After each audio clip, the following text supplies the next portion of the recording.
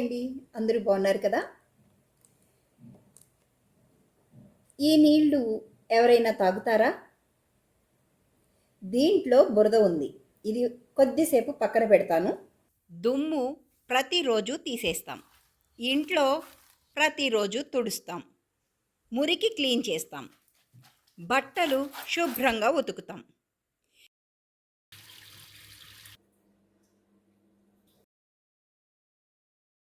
గిన్నెలన్నీ చక్కగా తోమేస్తాం. ఇలా అన్నిటి మురికి తీసేస్తాం. కొద్దిసేపు ఇలా వదిలేస్తే మురికి మొత్తము అడుగుకి పేరుకుపోయింది. కనిపిస్తుందా? మన మనసులో పేరుకుపోయిన బురద సంగతి ఏంటి? మన మనసులో మురికి పోవాలి అంటే కోపము, ద్వేషము, అసూయ, అహంకారము ఇవన్నీ లోపలే దాచిపెట్టుకుంటే సరిపోదు. వాటిని పూర్తిగా తొలగించాలి. ఈ నీటిని శుభ్రం చేయాలి అంటే మంచి నీళ్ళని దీనిలో పోస్తూ ఉండాలి. అప్పుడు మురికి మొత్తము కిందికి వచ్చేస్తుంది.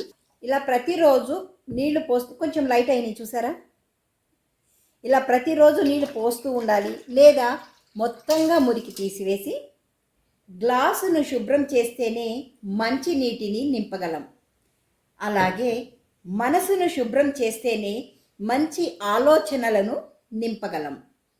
ఈరోజు నుంచి ప్రతిరోజు ఒక సమయాన్ని కేటాయించండి. దేనికోసం? మీ మనసును శుభ్రం చేసుకోవటం కోసం. ఇంటి శుభ్రత ఆరోగ్యాన్ని కాపాడుతుంది. మనసు శుభ్రత మన జీవితాన్ని కాపాడుతుంది. బయటి శుభ్రత మన రూపాన్ని అందంగా చేస్తుంది. లోపలి శుభ్రత మన జీవితాన్నే అందంగా చేస్తుంది. మీకు కనుక ఈ వీడియో నచ్చినట్లయితే please do subscribe, like, share, comment. Bell ఐకాన్ని కూడా ప్రెస్ చేయండి. మరో వీడియోతో మళ్ళీ కలుద్దాం. Have a nice day.